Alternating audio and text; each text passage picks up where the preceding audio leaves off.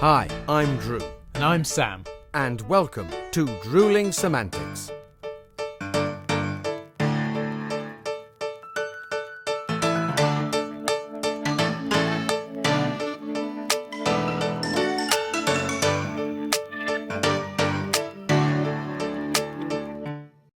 Oh dear. Hey, buddy, how you do? Oh, you all right, Drew? Yeah. To tell you the truth, Sam. To tell you the truth, I'm not all right, mate. Oh, I'm a little bit down. I'm a little bit despondent. I am actually half the man I used to be, mate. I just not, a bit sad. I mean, mate, you're only half a man to begin with.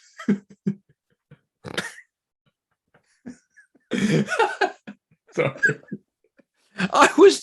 There was I trying to bring a little bit of emotion into this very final episode of season 2, and what it's Sam Dunning straight in with the insults and the. I have to say though, there's one of your better ones. give me some props for that. Sorry, mate, taking the piss, but no, I get where you're coming from. It is sad because it is the final episode, albeit a best of episode, but it's the final episode of season 2. But mate, at the same time, what a season it's been. It's been great, hasn't it? It's been really has. It's been a season of progression, even though we had a couple of false starts with the unwelcome guest and in general. But I mean, if you think where we've come from, there we were with season 1, and we started and it was very static because of where we were in the world. Yeah. And then season 2, we've moved on, and we've had a good old pace with some more guests, a wider field of guests. We've been out and about. We went out and about, didn't we? With a little outside broadcast. So yeah, it's been a moving on. So I'm looking forward to season 3. Yeah. Moving even further on. Well, I think we've now got so much scope because we can literally go out and do things, and albeit season 2 did see some of that, but it was still very much that transitional period where things were sort of adjusting back. But now with the majority of things open, if not pretty much everything open, and the facility to carry on, and particularly for us to be able to work with very few restrictions or very few things in place that make it difficult to do so, I think we've got such an opportunity with season 3 to make it bigger and better, and to bring brand new things. And as you say, we've got guests, some amazing guests planned, some really, really cool people coming on the show in the coming weeks who, again, are from different areas, and they're going to be able to kind of be a bit more free with what they can talk about, and they will have much more recent experiences to be able to talk about, because they won't have been sort of hold up and not able to go anywhere or practice their profession. I can't speak. Practice their profession. So I think we've got some real exciting stuff. But at the same time, I'm really excited for what's about to come in this particular episode, because we've got so much cool stuff to reflect back on. We did cover quite a lot of ground in season 2. I mean, it just as quite apart from our fantastic guests, which we had a little reflection of and some highlights of last week. And anybody that hasn't caught up with those, get on those now, because there's some great moments from all our guests this season. But what have we done? We've discussed technology. Still makes me shake. We've had a few sort of dreams and favorites and of our own. And we've been all over the place with this one. It's been a really good, some good solid discussions about things as well. And I mean, I hold my hands up. I may have had a little old man rant every now and again. I admit. Time you spoke. No, I joke. I think season 1 was very different in that we were reflecting on what was happening right then and now, and how all of a sudden we were thrown into a completely unknown situation and something very unfamiliar and I was going to say uncomfortable. It's not quite what I mean, but I do know what you mean. Very difficult to deal with. Whereas season 2, we perhaps expanded a bit and went, look, this is what we've done in the past. This is what we want to do in the future. Here are some amazing sort of stories from from our careers, or also other people and things that do go on in the industry, and things that we're looking forward to happening a lot more, and things that are now back. So season 2 was very much it's a much bigger, wider world. We're not cooped up in quite the same way. And we've talked about everything and anything, whether it be in our vocation, in our industry, or whether we've gone off on one about football or chatted about baking, or there are just so many random moments that are sort of intertwined with all the industry stuff. I think it's been a really versatile season, and there's some great content coming up, particularly in the things we're about to look at now. So very exciting.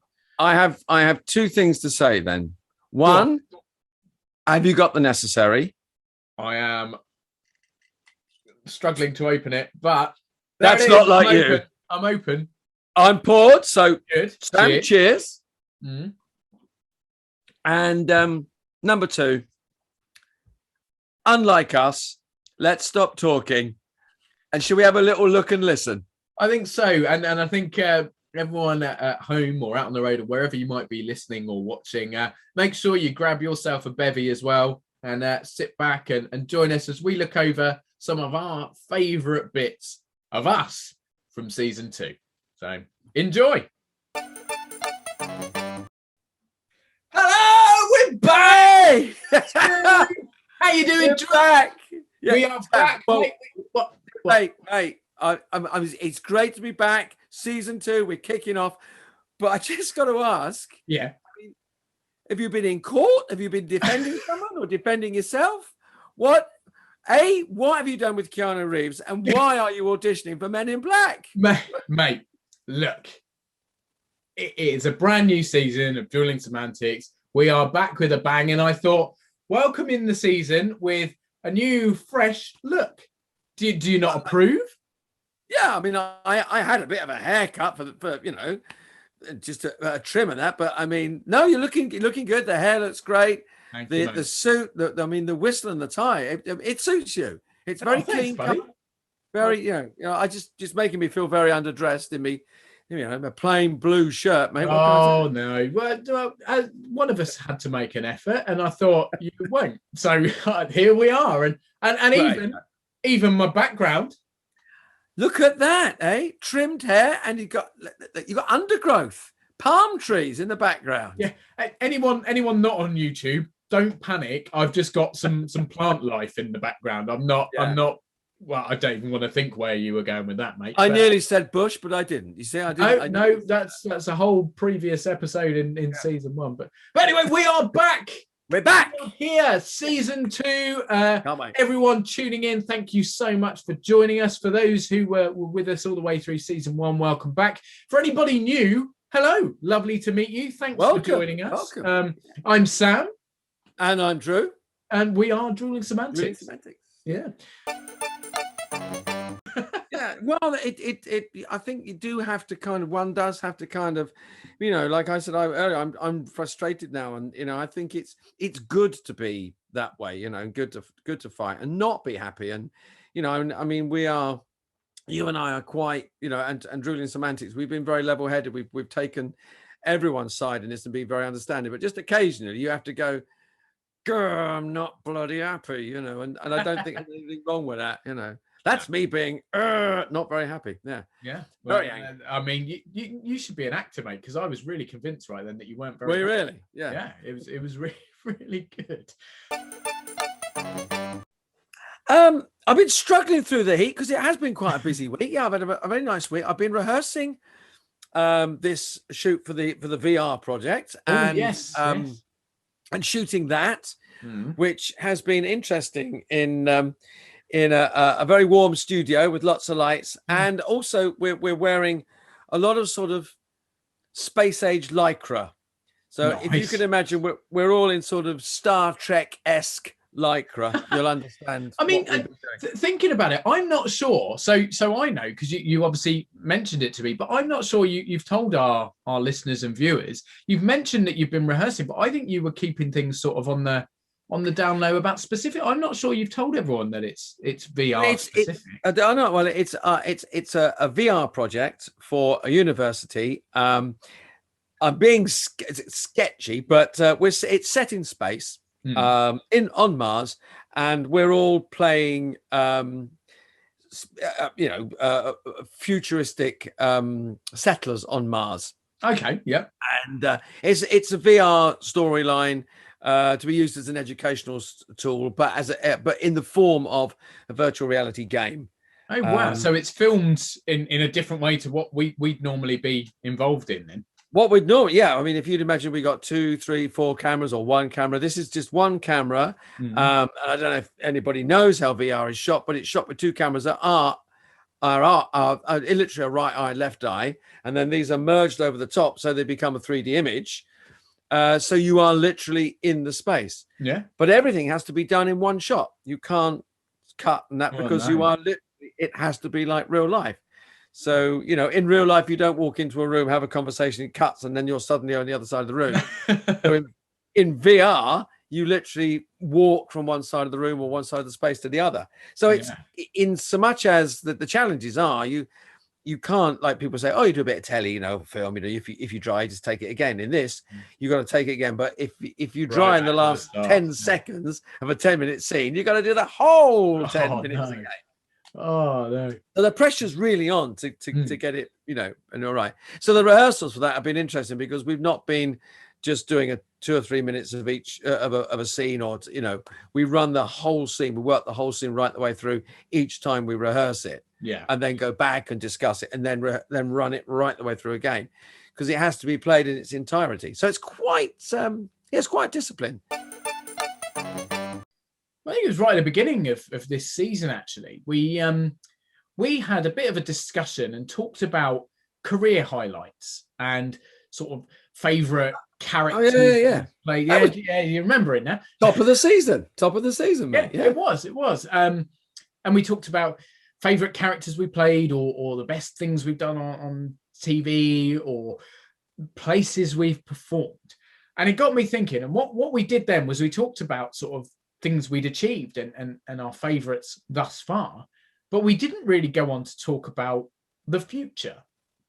So I thought what might be quite nice today, and you can see where I'm going. I know where you're going with this. So okay, it's to maybe look at what we'd dream of doing. So I don't know, something like your dream musical role, or a venue that you've had your sights set on, and once you get to perform there, that's kind of like you've hit the pinnacle. Or I don't know, like a certain show that to you is the holy grail, one that you always wanted to do.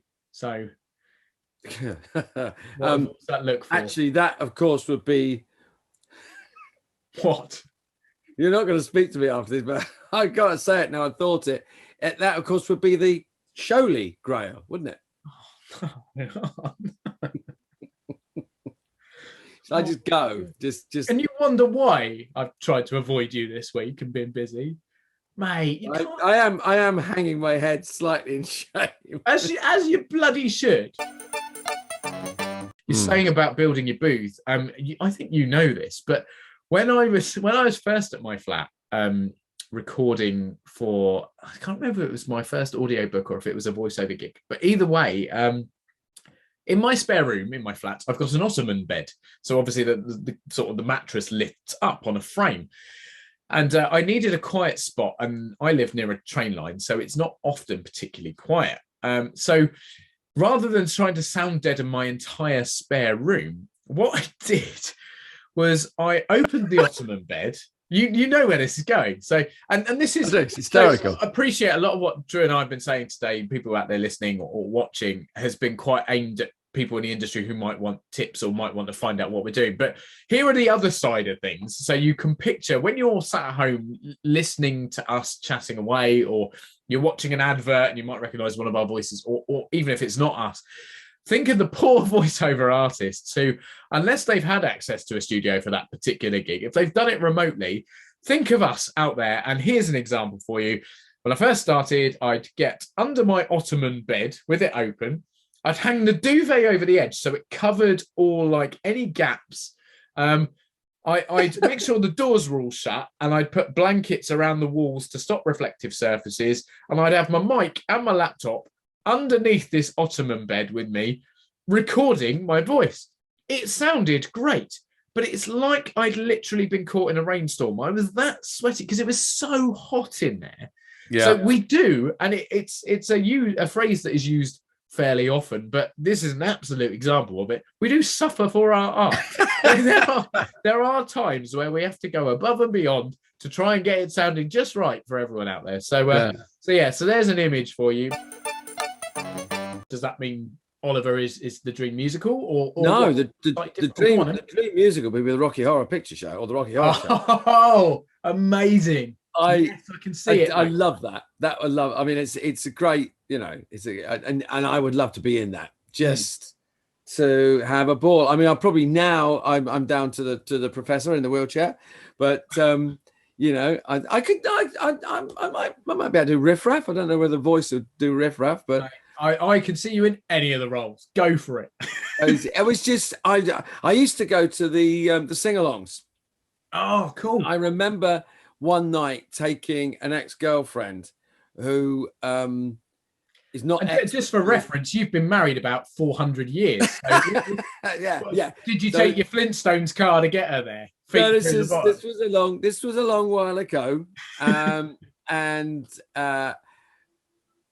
she said, "Oh, we used to go see plays and stuff and go to cinema and blah." And she said, "Oh, I quite fancy doing something a little bit different." So I said, "Okay, can I surprise you?" She said, "Yes." Sure. And I booked us tickets to the Rocky Horror sing along. Yeah. Well, it was they show the movie and they sing along. So it's not like it was great. It was great fun. But everyone dresses up. Yes. So that's Rocky Horror all over, isn't it? Whether absolutely. And she said, "Is there anything I should wear?" And I said, "Go with kind of." I said I couldn't go. Yeah, if you could do the old suspenders and basking, that'd be lovely. But well, for two reasons. Number one, because it would spoil the surprise. Quite. And number two, I don't think there would have been a next date. Or we might not even have gone out that night. Oh, Drew. You were thinking it. But so I said, no, if you go for a sort of, sort of biker chick kind of look, jeans and she had a leather jacket and anyway. So I said, yeah, So, and I turned up as Brad. So I had sort of, real preppy shirt and glasses and all that. And she sort of looked at me as much as what? I said, don't worry, we're not going to a fancy dress or anything like that. I said, well, sort of. And we got down to Leicester Square Theatre. It was Leicester Square Theatre at the cinema, Leicester Square Cinema. And because there were hundreds of people outside, dressed a la Rocky Horror. And she kind of went, and I said, right, well, you've got to have there's your umbrella, there's your water pistol, there's a bag of rice and everything for throwing the rice and the water pistols for the rain.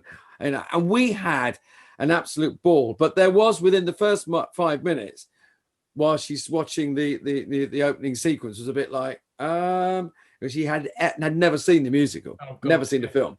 So that, not for that reason, but it is my dream musical to be in. Amazing. Thank you very much, Drew and Sam in the Drewling Samantics studios. Yes, it's me, Drew, out here on location. Not in an actual field, no, at a secret, undisclosed location. The scene for a show that I'm about to do this afternoon. You see, we thought it would be great to bring you, our listeners, subscribers, viewers and downloaders out on the road with us to show you what we get up to and how we've had to adapt to the unwelcome guest, which is why I'm wearing my windscreen here, you see? But I couldn't do this on my own, could I? No. So guess who I bumped into? Hooray! Yes, it's me, Sam. I'm here too. You don't think I would have left my pint-sized partner in crime to have all the fun on his own, do you? And actually, this is quite a momentous occasion because although you see us every week together on our podcast, this is the first time in 18 months we've been in the same room working together. So I could not be more excited for today, mate. Sam, I agree. Absolutely agree. Now, we're not going to hang around here all afternoon in the dressing room, no. So we thought we would take you to where it all takes place. Yes, the centre of the action. So, ladies and gentlemen, we will see you downstairs. Yes, hello everyone. Welcome downstairs to the main performance area where we're going to be doing our thing this afternoon. So what we're actually doing is an immersive dinner theatre show. It's a special afternoon show. And as we said, first time we're doing this show together for over a year and a half, so really excited. But obviously things are going to be slightly different to how we might have done it previously to accommodate the unwelcome guests. So Drew, why don't you sort of explain a few things that have changed or what we've had to do differently to make it work? Yep, sorry about that. I was lingering in the background, just checking the distance because as you can see, there's a tables all spread out. We've got a lot less guests in the room than we normally have, so the tables are socially distanced, less numbers at the tables. It's completely table service, so nobody will be wandering off to the bar or anything like that. So we're complying with all those rules and regulations. As for the cast, we'll keep our visors on right the way through the show. And if the guests, the audience get up and wander off, they put their masks on and sanitise accordingly. So we are all COVID and unwelcome guests safe. Yeah, and we're ready and raring to go. The place looks amazing. Stunning. Can't wait to get started. So I suppose that's what we better do, but we'll check back in with you lot when we've done a couple of scenes. See you in a bit. See you later. See you later. Right, we're back again. We're about halfway through the show now, and it is going brilliantly. And hiding behind me, there he is. I can see you. How do you think it's going, mate? I think it's going very, very well, yeah. Welcome to my dressing room, or my corner of our communal dressing room. Now, we've, we've had to make a few... Have you stood up yet? I have stood up. Oh, you are? Right, okay. We've had to make a few tiny changes as we've been going along. Normally, halfway through, we have a little bit of a sing-song. However, today, we've had to do a mimed sing-song. I was singing behind my windscreen and they were all miming. It was interesting. Different. It was, wasn't it? It was different. They loved it. It was very quiet. So, we got away with it. Yeah. And no, they are taking to it really well. The audience are behaving perfectly and doing everything that they're supposed to make sure that everyone is safe, obviously, as are we. But I think the biggest thing to take from it at the moment is everyone is loving that theatre is back in one form or another. Live entertainment, Sam. Oh, it's a relief to be back doing it. Certainly is. Does this mean we don't have to do a thing anymore? We can just... No, mate, I think we have to keep on doing that. Oh, never mind. Yeah. But anyway, so yes, as we said, we're in our dressing area. I better give you a quick look. Look, there's some other people. Will's playing with his pants. Oh. Give us away. There's Will, and there's Natalie's hiding over there in the corner. Hello. And are you guys enjoying that? This isn't your first show back, but being back to theatre must be a relief for you guys as well. It's nice to be working again. Definitely is, yeah. Amazing. Nice to see people out. Thank you guys, that's enough of you, this is our show, go away. Drew, quick, we weren't on screen for a bit. We weren't, yeah. So, hang on a minute, we've got the second act. Second act coming up, so we're going to get back out there and we'll check in again a bit later on. Yep. See you in a bit. Take care. Bye. Well, there we are, ladies and gentlemen. Sam, a fantastic afternoon. We are finished now, so it's down time. It's down time. But I had a great afternoon with you. Do you know what, mate? Number one, it's brilliant to be back with you, and it's amazing that we've actually spent 18 months where it doesn't feel like we've spent any time apart because of the podcast. But we genuinely haven't seen each other other than through a video script. So it is amazing to be back with you, and also just so amazing to be back. Not on a stage per se, but out doing theatre, to be back in a venue, performing again, just enjoying doing... With a live audience. Yeah, oh God. Just with a live audience. Yeah, so amazing. And today's audience were incredible, so well behaved with regard to rules and regulations, and you could tell they genuinely had a blast. They just seemed to be grateful to get out and enjoy themselves, you know, and it's like we're grateful to get out and do a live show. It makes all the difference. Really does. Our thanks are to sort of like the venue for everything they've done to make it run so smoothly. Again, the audience for doing everything and sort of abiding by the rules to make our jobs easier, to make everyone feel safe. Our fellow cast members who have been incredible as well, and we've just all together, it's been a really, really rewarding experience. And I cannot wait for a few more of them. Oh, no, let's do it again. Absolutely. I guess then, in true Drewling Samantics style, we'd better do the usual. So we're going to chill out now and have a swift pint to celebrate a good show. Cheers, Drew. Cheers, mate. Real clean. I guess that's it from us. Wow, our first ever on location section. And wasn't it fun? Oh, yes, mate, certainly was. And there were some other great clips there too. Absolutely. And the good news, Drew, is that it's far from over. We've got a whole load more memories and highlights to go through. Now, we haven't run out of clips, Sam, but I've run out of something almost as important. What, again? Mate, every interval you seem to need a refill. Sorry. Well, at least it's not during the show itself. That is true. And to be fair, on this occasion, I actually need a top up too. Okay, let's do this. You go that way, I'll go this way. See you in a sec. Right. Drew, you back? Yep. Reloaded and ready to go, matey. Well, likewise. So, let's do it.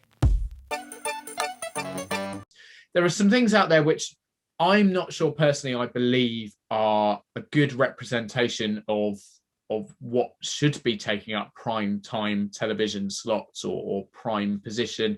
And also, there are things out there, and I won't necessarily name names, Love Island, that aren't potentially teaching the young generations who are the target audience the right sort of morals and ideas. I mean, to say you can go on this competition and potentially make a name for yourself and become famous and wealthy and successful because of how attractive you are, commercially attractive, like, is that... And because you're happy to jump into bed with someone on mainline television. I mean, that's what it is. I mean, it's, you know, it's Love Island and all the rest of it, but it's, you know, it's, let's face it, they're very attractive men and women, if you find those sorts of things attractive, who are very happy to hump each other for money on television. That's it. That's what it is. You know. Right. So those lines we were dancing around, I think you've just... let's just jump over them. There are no... I mean, it's like... I mean, the one that makes me laugh, and I can't watch it because it just is... I mean, if I want to see that much meat, I'll go to a butcher's, but it's like Naked Attraction. Like, come on, you know. Oh, my God. It's like, you know, it's like, oh, the idea is if these people see each other naked and they go, oh, yeah, that person seems interesting. I think I'd want to go out for a meal and a drink with them and get to know them better. It's like, I'm sorry, what? You've seen everything they've got on offer. If you judging don't like by the that, genitals, that person is interesting. Exactly. Yeah. Sure, Yeah, and the idea that actually going out for a drink and a meal afterwards will make them even more interesting. It's like, oh, come on. Will they find them attractive with their clothes on? Who gives a damn? She's got big tits and he's got a big knob. For God's sake, that's what it's about. Oh, this is going to be our first episode where people have switched off or have written complaints or are unsubscribing. But yeah, I know. I got a little bit carried away there. You might have done a little bit. It's good. I mean, I think we've all learned. I mean, it's a little side thing from. I think people have learned that it is important to take care of oneself, even more so now. I see a lot more people. And I hear a lot more people sort of saying, well, I'm going on a health regime or I'm going to go on a diet or, you know, blah, blah, blah. You know, I think I've certainly gone, okay, yeah, I'm going to have to look after myself a little bit, you know, and keep an eye on things and certainly eating better, you know, and I shall still keep on baking bread in the slow cooker, you know. Well, I mean, the world had its week of making banana bread, didn't it? I think everyone had a go when we first were visited by the unwelcome guest. And I think, I mean, I certainly speak for myself when I say I spent a lot of lockdowns eating because it was something I could do without having to go anywhere. And I quite enjoyed it. I'm paying for it now, sort of dieting and trying to get back in shape so I can when I get up on a stage, not look like I've just sort of, I'm starring as the Stay Puft Man in a new Ghostbusters movie or something. My question is, what is your favorite costume? Now, I want you to steer clear of you know, because we all know that you're very good at vegetation and hedges. You know, we don't want to go down that. What is that was obviously... Yeah, for people who are just joining us for the first time, that's going to make absolutely no sense. I can't remember what episode it's in, but it's in our best of, isn't it? I think it is. Yeah. Go back and everything will be explained, but my God, it just, yeah. But favorite costume I've worn, weirdly, so my honourable mention in this case would be, as you know, and some people I may know, I'm on the book covers of the Wasteland Road Nights series of novels. And I also narrate the audiobooks. And go and download them, check them out, buy them. Thank you very much. But for that, I got to be basically a Mad Max style post-apocalyptic warrior, and that was phenomenal. They're stunning shots, mate. They really are. Thank you very much. So love that. But favorite costume on a stage and favorite costume overall, weirdly, would be Full Monty again, simply because it was great fun. And the stories behind. So obviously, it's all sort of velcroed and all very quickly removable, but there were numerous wardrobe malfunctions and whatever else. And yeah, I just think that one for on a memorable level is probably my favorite. Go on, finish us off with yours. I did Panto playing Flesh Creep, and it was one of those costumes you put on. I just thought I feel really good in this, and I had a really nice entrance. I had a long black brocade coat coming right down below the knees, and leather trousers on, leather riding boots. Big black cravat with a big sort of diamante pin in, big tall top hat, and I managed to find some black leather gloves to put on as well. And it was just a really great, and it made you feel like the ultimate villain. And I had an entrance that I used to come on in this great big swirl of smoke as I came on stage. You know, it was just great. And I remember playing that. I was at the Sheffield, the theatre in Sheffield, and then we went to see Oliver, which was playing at the Crucible opposite.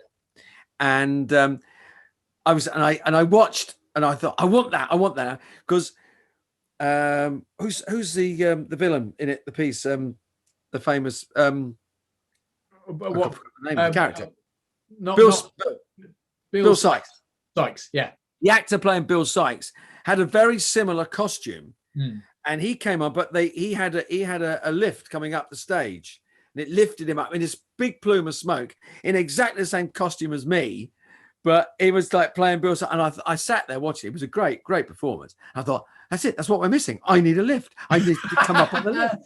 So you went straight right, here we go. Install a lift, please. Just for me. But I went back to the stage man and said, can I have a little bit more smoke tomorrow when I come? And he said, you've been to see Oliver, haven't you? But that was my favourite costume. He knew. He knew. You've been over the road and seen Oliver, haven't you? Yeah. What is it about Flesh Creep? When I played Flesh Creep, and weirdly enough, that was my first big role at the Tivoli. I played Flesh Creep in the Panto. I had leather studded sort of necklace and leather gloves, and it's just that character. I think he just suits that kind of villains, right? Who knows? Look at Alan Rickman, how well he wore leather and black, hey? Exactly. The ultimate villain. Yeah. It's amazing to look back and see what the podcast, I mean, just on a personal level, what it did for me, being able to, as we've said numerous times, you and I would have been in contact regardless throughout lockdown. Yeah. We're very close friends and we speak a lot anyway. But to have this as a project, something to sink our teeth in, something to focus on, was a real motivator throughout times when nothing else was going on.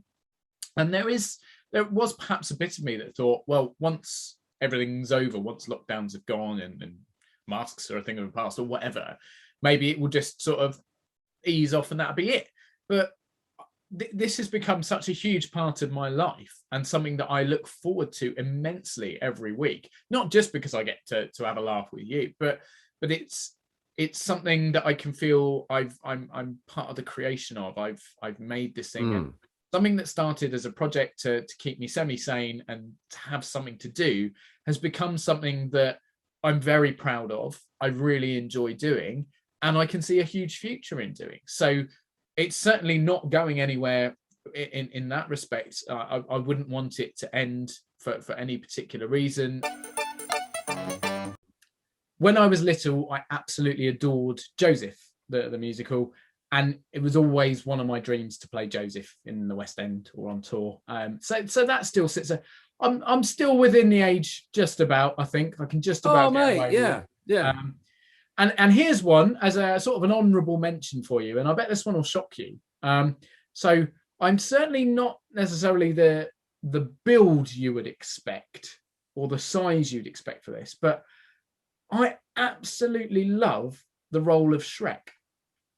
And I genuinely really, really love the musical. I think it's really well put together for a musical based on an animated film. So Absolutely. maybe one day, who knows? Maybe they can just get a particularly fat suit or something or whatever, or maybe I'll contract some disease that turns me green and I'll be ideal. Who knows? But yeah, so there's a bit of a weird one for you. I didn't expect that. That came from left of field, mate. But I like it. I can see why you say it. It is a nice music, good music. Yeah. It's just nice really rock. good fun. Most households had the one television. Yeah. You know, if you had two, then it's because you had a bloody big house. But I mean, but 32.2 million viewers for the 1966 World Cup, which is not surprising when you think of the massive occasion. But I mean, I guess to an extent as well, we're talking back in the days where there weren't 800 different TV channels and there wasn't that was a BBC or online streaming or stuff like that. So there was less choice. But at the same time, the population would have been lower 50 years ago. So it's a bigger percentage of the population watching, maybe. But I tell you what, mate, tonight in a few hours' time, I think it might be beaten. I've got I mean, those figures might be. So is that just sporting events, or is that literally like the most watched? Yeah, because you know I've written a few down, don't you? I know what you like. Well, I do have a list. So here we go then. Royal events. I mean, I mean, one of the biggest was Prince William and Kate's when there was 26 million viewers. Wow! So up there with the semis, yeah. Up there with the semis. Diana, surely that's up the top. Yeah, well, that's. Given the fact that it was more recent than the 66 World Cup, it's only 32.1 million viewers. So just under. Just under, but that's across all viewing channels, ITV, BBC. But then that's the other thing, isn't it? I guess so. If you go back further, less channels meant that less of them would have the same thing on, if that makes sense. Whereas things like news reports will go across 10, 15, 20 channels. Yeah. But we're talking national events, aren't we? I mean, Diana's funeral, there wouldn't have been a television. I mean, if you were showing repeats of, Little House on the Prairie, you probably would have been, you'd have been people have been going, what are you doing, ITV or whoever, come on. But it's interesting. I mean, one of the biggest things recently was Boris Johnson's COVID announcement. That was huge. I can't say I'm surprised. And again, that will have been one across many channels, I would assume. Yeah. So if we're looking at, what we got now? Oh, there we are. Entertainment highlights. Yeah. I mean, there were big ones. Like I remember at the time, everyone was watching Dallas and watching Who Shot JR. Yeah. But English, 30.15 million viewers watched Dirty Den serve divorce papers on Angie in EastEnders. Yeah. That's unbelievable. Yeah. At the time, you're talking not far off half the population. Half the population watching, because I mean, that was back in the 90s, and that was back, late 80s, early 90s. And the aftermath of that was almost, that was 30 odd million as well. Angie's Acceptance or whatever. Just incredible viewing figures for entertainment. That's but you see, interestingly, that obviously is built up over the preceding months. You're hitting you've had a storyline, the Angie Den storyline, whereas that went on for months, years, until you reach that moment where he gave her the divorce papers. So extraordinary viewing figures, Alex. So I'm going to go for, who would you love or who would you dream to appear alongside as a performer? Like who would you like to work with? But also, who would you like to be directed by? So there you go. There's a couple to finish us off. Okay. Well, it may not be although it could be in a film directed by. I'd love to be directed by Quentin Tarantino. Oh, love to work with him. Yeah. Just like boom. It's made some of my favorite films, but an actor that I would love to work with is Judi Dench. Oh, just because Her Majesty herself.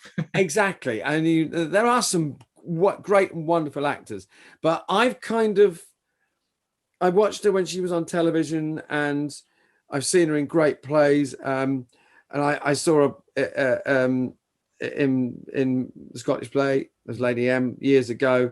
And I just think she, for me, plus the fact I think she'd be a good giggle as well, you know. But I think she's probably really naughty on set. Like I would hope so. I mean, I only need 2 lines, 3 lines. I could deliver, I don't know, a parcel, you know, make me an Amazon delivery man or so, and deliver a parcel and just go, there we are, madam, thank you very much, sign the book. That's all I need to do with her, just to be, but I would love, obviously, just to be able to say I've shared the stage or shared the screen with royalty. Basically, she is the queen of stage and screen, isn't exactly. she? I mean, yeah, I'd love to do a play with her, or anyway, yeah. Yeah, I just think but also she's so technically sodding good, you know, just sodding good, you know, and you know, I love her in Bond, and she takes it dead serious. Like versatility, yeah, exactly. She's just great. So yeah, Judi Dench, directed by Quentin Tarantino, in a remake of the Rocky Horror Show. There you go. I mean, I'd pay to see that. Yeah, definitely. I think it'd be worth the money. And I think listening back and going back through as we have done, what an incredible change across season 1 and season 2. We've gone from a couple of mates who were basically doing something to keep themselves from going a bit mental, trying to keep a focus on sort of like psychological health and whatever, and just keep in touch and keep happy and keep upbeat while finding something to do in a time where you couldn't go out and do anything. We couldn't do what we love doing best. We weren't able to work in the same way.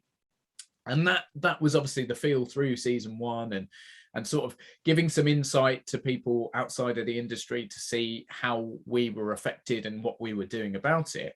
And then on the flip side, looking at season 2, which obviously we're completing now, and looking at how it was very much, I mean, to coin a phrase you used earlier, rising from the ashes.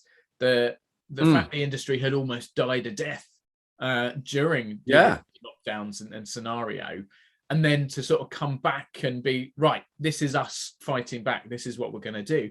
And I guess that opens the floor really for season 3 and onward, in that now we can really look at the rise and its second coming almost. But also from our perspective, we can give some real behind the scenes stuff and getting back into work as heavily as we've been lucky enough to at this stage. I really, really enjoyed that, mate. That was lovely. There was some, I'd forgotten some of those little clips. I'd forgotten also that I did occasionally have a little bit of a rant, didn't I? There may have been a moment or two where you just kind of got quite animated. That's a way of putting it. You let the excitement take over you, and you didn't hold back. Passionate. Oh, yeah, of course, mate. Of course. But I mean, detriment of situations whatsoever. In fact, I'm glad you did, because they were some of my favourite moments. But I obviously, I've enjoyed all the recording and everything that we've done and all the guests. But there was some moments I thought, I've forgotten about that, and it was really, really good to look back. But I have to say, there was one moment coming out of that last clip. And it was a little sort of reflective moving on, but it said that you said something, and I wrote it down. It opens the floor, and and I think that's where what in general I think people are feeling that the floor is open. I'm not going to go too much into the unwelcome guests. We don't have to, but from our point of view, from the industry point of view, we looked at season 1, we started the podcast, and we didn't quite know where we were going. I don't think anybody did at that time. No, absolutely. And then with season 2, we were able to plan a little bit, and then we had a little bit about hang on a minute, and then we moved on. Exactly. Yeah. I mean, sometimes technically as well as practically. Yeah. We've had some issues, shall we say? I think not just us, guests. Not just us. But Yeah, we've had a couple of Disney moments because we may well have frozen from time to time. Oh, mate, come on. Like, I thought some of those clips, some of your humorous moments were bad, but you seem to have taken it upon yourself to outdo it. Yeah. I think, I just think that, but I'm quite proud of that one. But no, I think, as you said, the floor is open. And the sheer fact that we've been talking about what's going to happen in season 3. And we're planning and thinking about doing stuff with us working in Panto, and hopefully we can go out and about again as we did with the dinner show. That's 3 months away. We're actually looking 3 months ahead, which was inconceivable when we first started doing this. Drewling Samantics. We are fast approaching, and not to scare everyone listening or watching, but we're fast approaching the end of the year. And we kicked this off back in, it was February, wasn't it? Or it was February, beginning of March. Yeah. So to think we've been going well over 6 months, and are within 3 or 4 months of the end of the year with lots of stuff planned. It's quite a scary, but a very, very exciting thought at the same time. And the fact that, as you say, we've done a lot of planning. We have got some incredible guests queued up from new areas that perhaps we weren't able to look into before because restrictions weren't allowing these people to work freely. Now they're back better than ever and happy to sort of chat to us about what they do and some inside kind of information regarding their specific part of the industry. We've got some amazing stuff queued up from our perspective as well, and some nice surprises for all our followers, viewers, listeners. So I think season 3 promises to be, the first episode of season 2 was bigger, better, bolder, and back, wasn't it? Or something along those lines. It was. I look stupid now. But I think absolutely that season 3 is going to be that, for the simple reason that we are so much more free now, so much more unrestricted, and we can just kind of go with it and bring everything we can. And I'm properly excited about that. I really cannot wait. I think I have to say that we talked about season 1 and season 2. What we really must do though is say that we've enjoyed all the guests, the comments, the competitions and reflections of everyone. But if there is anything, we love to hear from all our listeners, our watchers, our subscribers. Yeah. If there's anything, any topics that we haven't covered that people think, come on, guys, I'd love you to hear your thoughts on this. Yeah. Or if there's any industry topics as well, if there's anything, any information we can get from any of our guests, our future guests, that will answer anybody's questions or queries or just interest from people.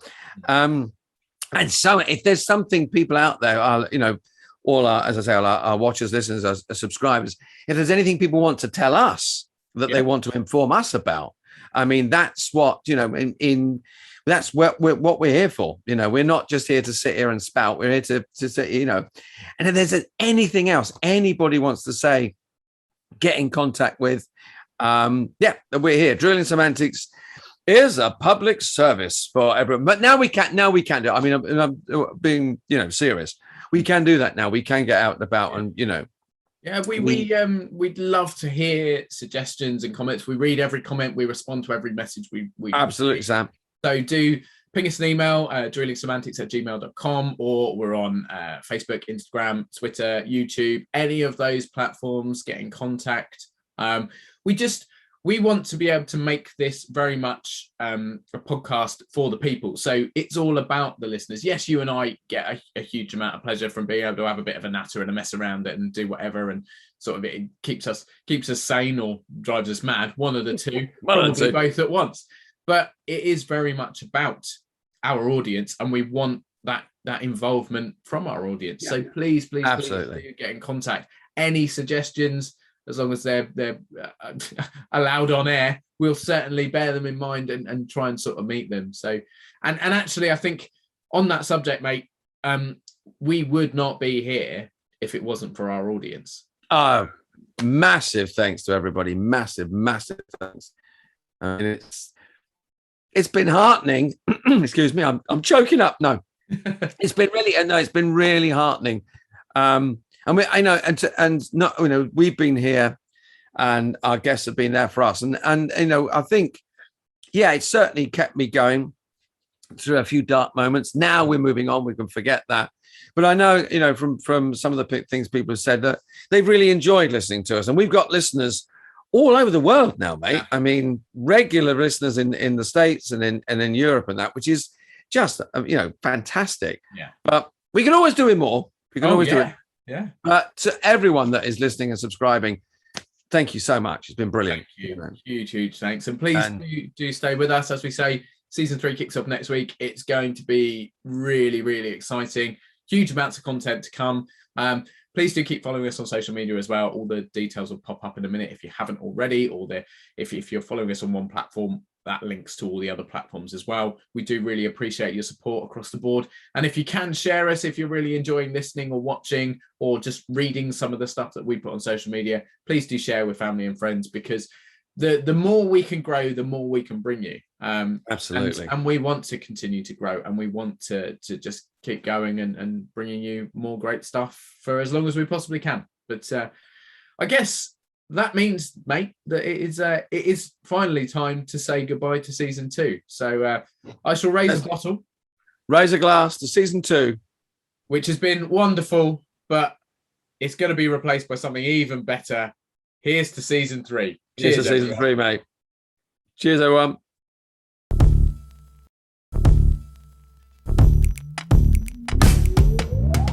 Thank you for tuning in. We hope you've enjoyed this special highlights episode of Drewling Samantics. If you have, then make sure you go and watch all our previous episodes in full for even more fun and interesting content. Please consider subscribing to our channel too, and you'll get notified every time a new video is released. Don't forget, we're also available as audio only. Just search Drewling Samantics in any good podcast app.